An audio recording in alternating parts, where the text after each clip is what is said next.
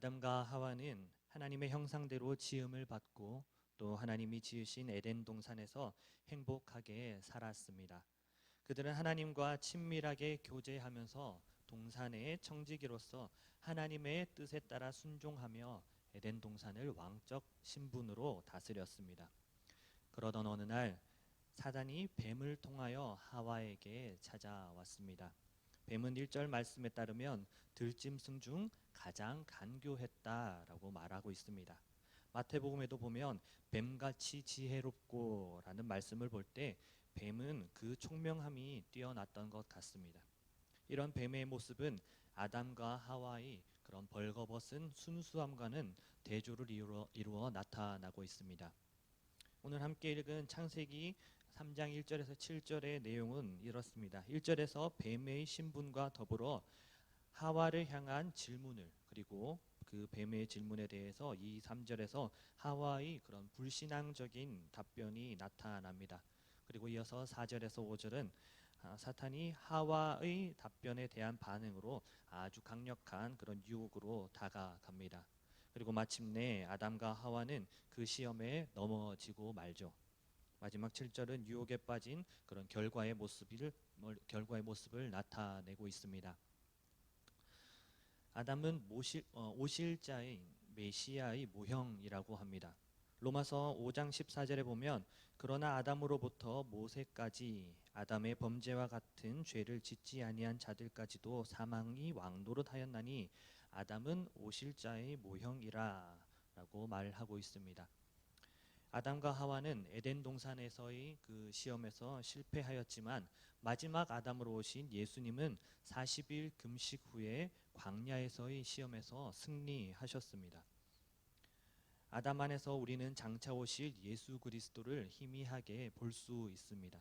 이것이 구약에 나타난 그리스도를 발견하는 것입니다. 구약 성경은 장차 오실 예수 그리스도에 초점을 맞추고 있죠. 에덴 동산에서 아담과 하와가 받았던 시험과 또 광야에서 예수님이 받았던 시험을 비교해 봄으로써 그 속에 감추어져 있는 복음의 비밀을 우리가 함께 깨닫는 그런 귀한 시간이 되기를 간절히 소원합니다. 에덴 동산에서 아담과 하와가 받았던 시험을 크게 세 가지로 살펴보고자 합니다. 첫째로 에덴 동산에서의 시험은 하나님의 말씀에 대한 시험이었습니다. 하나님에 대한 말씀의 시험. 간교한 뱀이 하와에게 물었습니다. 뱀이 여자에게 물어 이르되 하나님이 참으로 너희에게 동산 모든 나무의 열매를 먹지 말라 하시더냐. 여기에서 참으로라는 이 단어를 칼빈이 설명하기를 사단이 여자를 보다 은밀히 속이기 위해 조심스럽게 얼버무리며 하나님께 적대감을 갖도록 유도하는 것이라고 이 참으로라는 단어를 설명하고 있습니다. 정말 참으로 교활하기 짝이 없죠. 이런 질문에 대해서 하와는 이렇게 답을 합니다. 동산 나무의 열매를 우리가 다 먹을 수 있으나 동산 중앙에 있는 나무의 열매는 하나님의 말씀에 너희는 먹지도 말고 만지지도 말라 너희가 죽을까 하노라 하셨느니라 라고 대답을 했습니다. 하와의 대답에는 크게 두 가지의 치명적인 잘못이 나타납니다.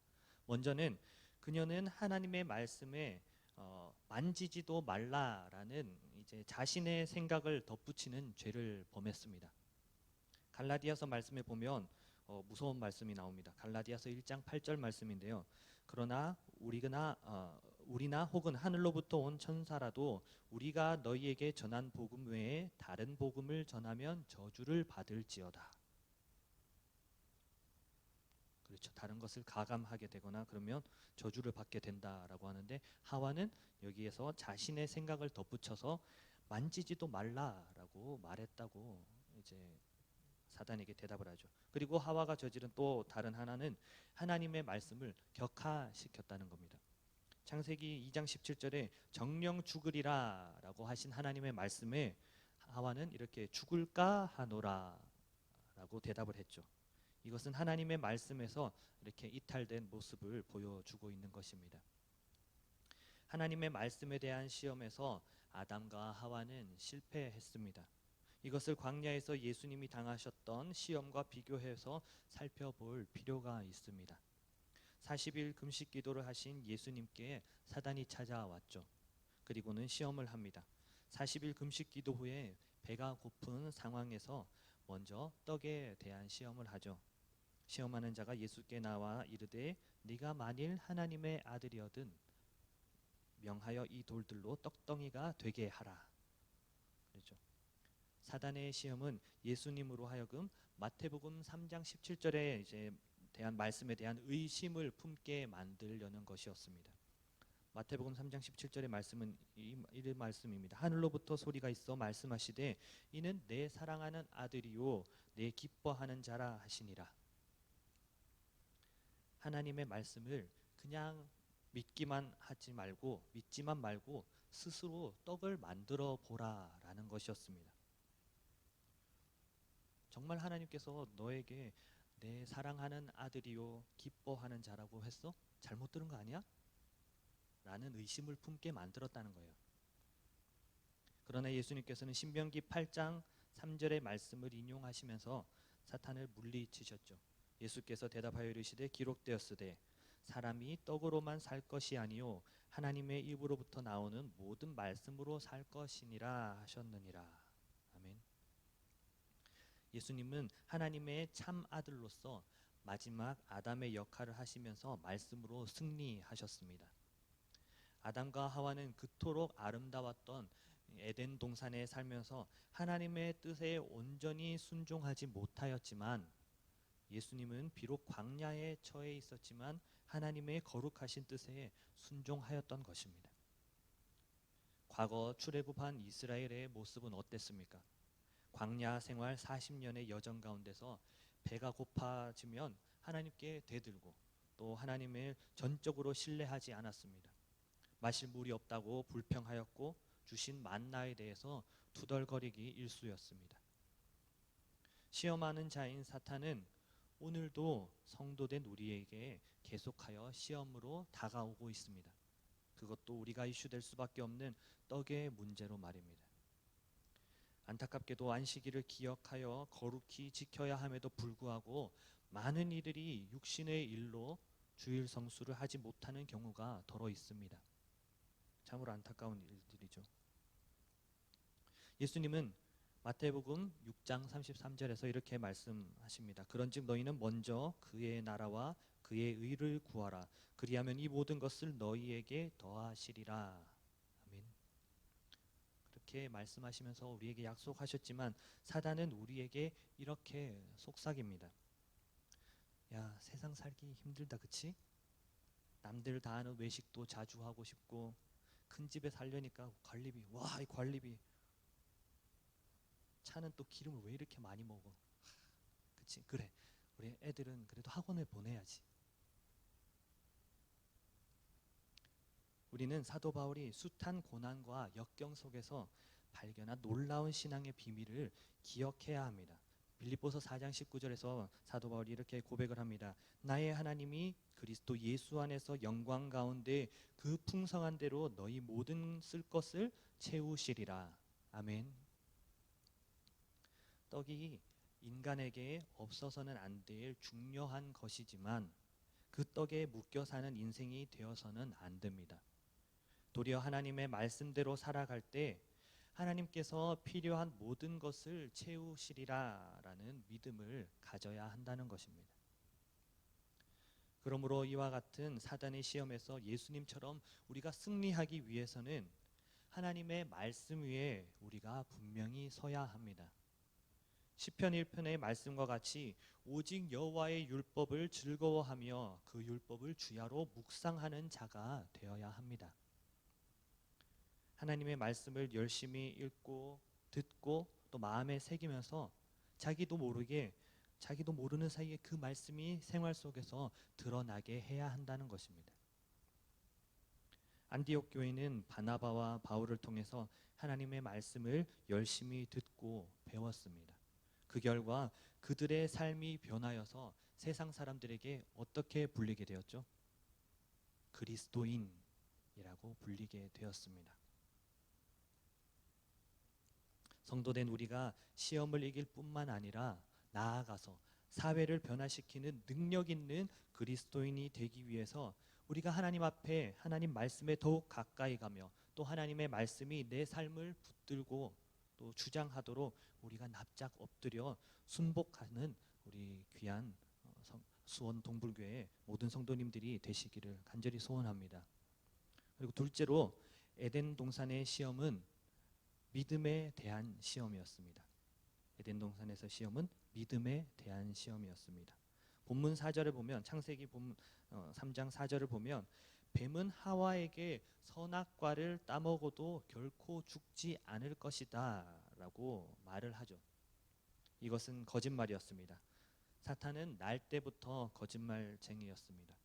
요한복음을 보면 사탄을 이렇게 설명하고 있습니다. 요한복음 8장 44절 말씀인데요. 그는 처음부터 살인한 자요 진리가 그 속에 없으므로 진리에 서지 못하고 거짓을 말할 때마다 제 것으로 말하나니 이는 그가 거짓말쟁이요 거짓의 아비가 되었습니다. 아담과 하와는 선악과를 따먹는 날에는 정령 죽으리라 라는 하나님의 말씀을 그대로 믿고 순종해야 할 책임이 있었습니다. 그러나 사탄은 바로 이 믿음을 시험한 것이었습니다. 진짜 죽을까? 어쩌면 그냥 괜히 겁주려고 하시는 말씀이었을지도 모르겠는데 라는 생각을 품게 한 것이죠. 거짓말쟁이 사탄의 시험에 하와의 믿음은 무너지기 시작했습니다. 마침내 아담과 하와는 사단의 속임수에 완전히 넘어졌죠. 그들은 믿음의 시험 앞에서 패배하고 말았습니다. 그러나 예수님은 정반대였죠. 광야에서 첫 번째 시험에서 실패한 사단은 연이어 두 번째 시험을 합니다. 5절에서 6절 말씀, 마태복음 4장 5절에서 6절 말씀을 보면 마귀가 예수를 거룩한 성으로 데려다가 성전 꼭대기에 세우고 이르되 네가 만일 하나님의 아들이어든 뛰어내리라 기록되었으되 그가 너를 위하여 그의 사자들을 명하시리니 그들이 손으로 너를 받들어 발이 돌에 부딪히지 않게 하리로다 하였느니라. 두 번째 시험에서 사단은 첫 번째와 달리 성경 말씀을 인용하죠. 사단은 성도를 시험하기 위해서 성경을 인용할 만큼 교활한 존재입니다. 사단은 예수님께 시편을 인용하죠. 그가 너를 위하여 그의 천사들을 명령하사 내 모든 길에서 너를 지키게 하심이라. 그들이 그들의 손으로 너를 붙들어 발이 돌에 부딪히지 아니하게 하리로다. 이 말씀을 인용했습니다. 예수님의 믿음을 보이는 것으로 바꾸어 보라는 것이었습니다. 그것은 하나님의 말씀을 의지하는 것이 아니라 시험해 보라라는 것이었죠. 사단은 에덴 동산에서 정령 죽지 아니하리라는 거짓말로 하와의 믿음을 시험하였지만 예수님을 향해서는 거짓말이 아니라 도리어 한 단계 높은 차원으로 접근했습니다.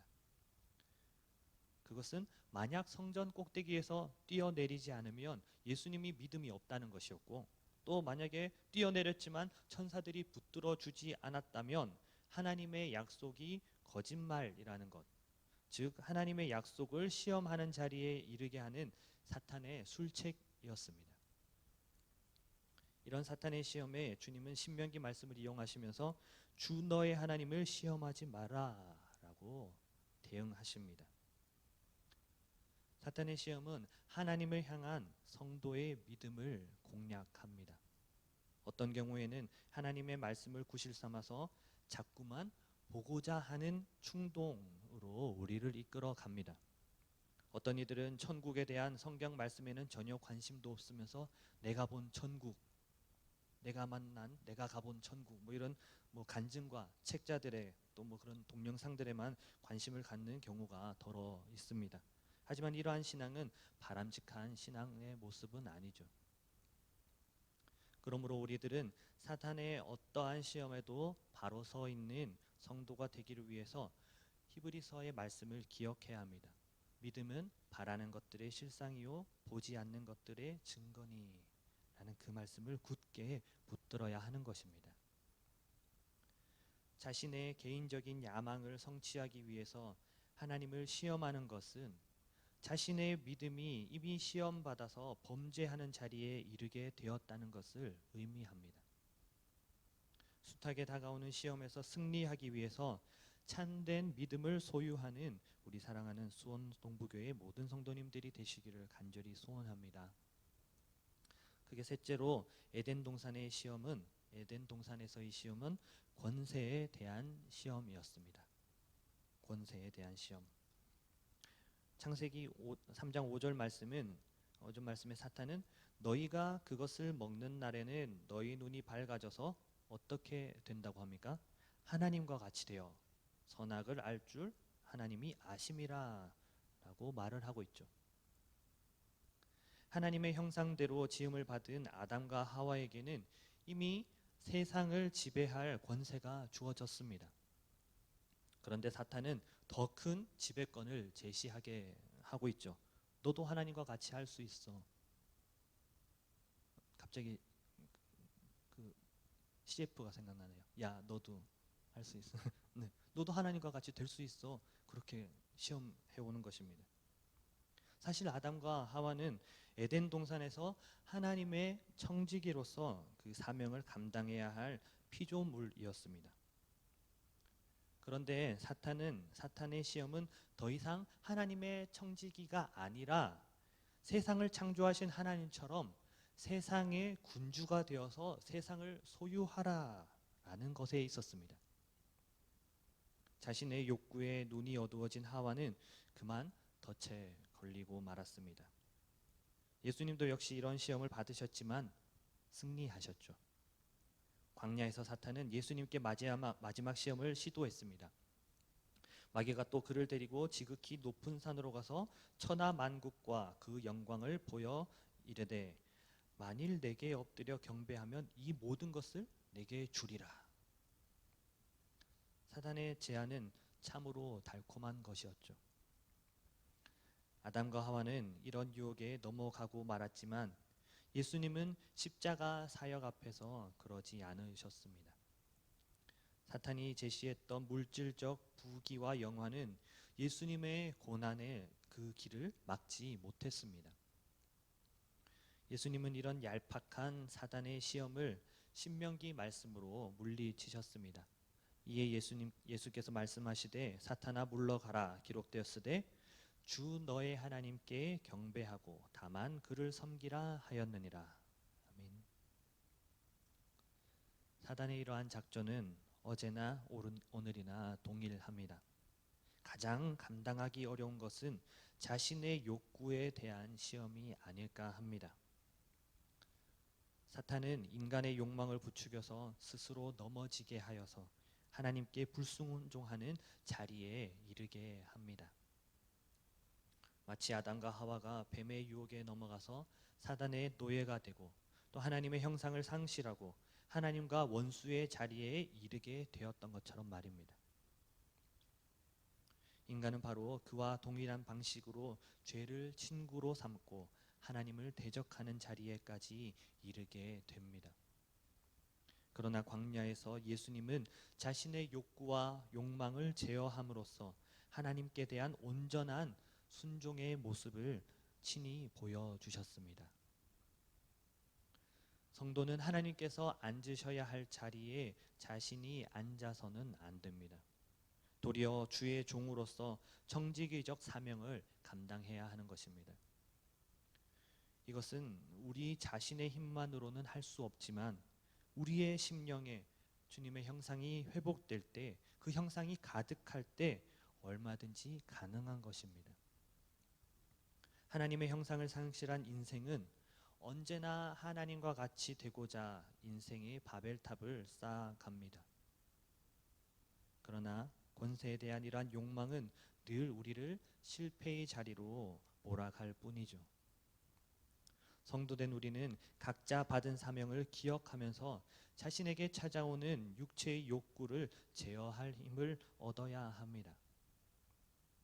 누구든지 주님을 따르려면 자기 자신을 부인하며 자기에게 주어진 십자가를 지고 예수님을 쫓아야 한 것입니다. 주님의 제자가 되기 위해서는 십자가를 질 수 있어야 합니다. 십자가를 진다는 것은 자신의 욕망을 죽이는 것을 의미합니다. 하나님과 같이 되는 것이 아니라 하나님의 종으로서 그의 뜻을 이루기 위해서 그 자리에서 충성하는 자가 되어야 하는 것입니다. 그리고 오직 주 예수 그리스도만을 바라보아야 합니다. 히브리서 12장 말씀은 우리에게 도전의 말씀을 주죠. 믿음의 주요 또 온전하게 하시는 이 예수를 바라보자. 그는 그 앞에 있는 기쁨을 위하여 십자가를 참으사 부끄러움을 개의치 아니하시더니 하나님 보좌 우편에 앉으셨느니라. 아멘. 예수님의 십자가 신앙만이 성도로 하여금 세상 권세에 대한 시험을 이기게 하실 줄로 믿습니다. 우리는 주님 앞에 서는 그날까지 시험을 피할 수 없음을 기억해야 합니다. 예수님도 3번이나 시험을 받으셨기 때문입니다.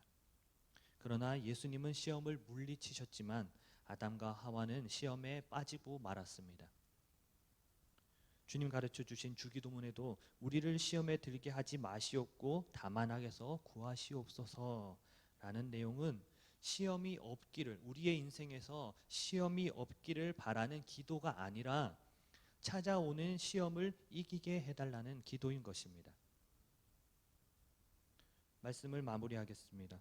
우리는 아담과 하와의 그 에덴 동산에서의 시험과 예수님의 광야에서의 그 시험을 비교해 보았습니다.